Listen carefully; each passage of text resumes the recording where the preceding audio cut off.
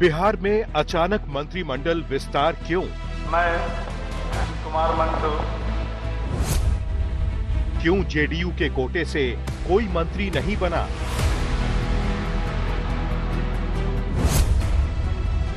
नीतीश के मंत्रिमंडल में क्यों बढ़ा बीजेपी का कोटा?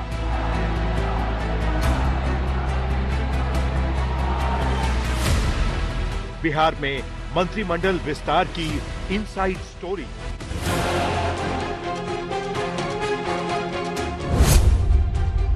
सरकार में बीजेपी का कद बढ़ा, जेडीयू का घटा। ईश्वर शपथ लेती मैं राजकुमार सिंह। फिर चौंकाने वाले हैं नीतीश कुमार।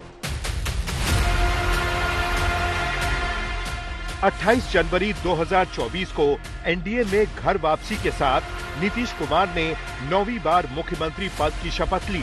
नीतीश कुमार के साथ 9 और नेताओं ने शपथ ली। नई सरकार बन गई, लेकिन मंत्रिमंडल विस्तार करने में 45 दिनों का इंतजार करना पड़ा। 15 मार्च 2024 को मंत्रिमंडल विस्तार के बाद मंत्रियों की संख्या 30 हो गई। अभी तक बीजेपी और जेडीयू के मंत्रियों की संख्या बराबर थी, लेकिन करीब 11 महीने बाद दूसरे मंत्रिमंडल विस्तार के बाद बिहार में बीजेपी छोटे भाई से बड़े भाई की भूमिका में नजर आने लगी, क्योंकि अब नीतीश की कैबिनेट में बीजेपी कोटे के 21 मंत्री शामिल हैं, जिसमें दोनों डिप्टी सीएम भी हैं। मैं कुमार मंटू बिहार राज्य सभा में भय या पक्षपात खंडता।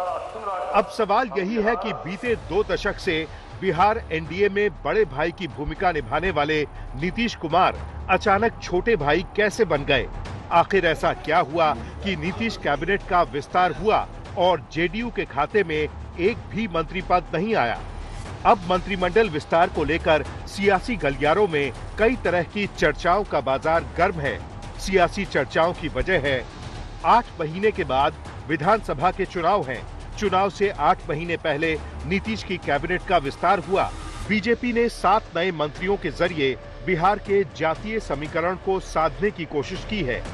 दरअसल बीजेपी ने जातीय समीकरण पर बड़ा दांव चला है, लेकिन नीतीश के राज में हुए इस मंत्रिमंडल विस्तार में जेडीयू पूरी तरह खाली हाथ है।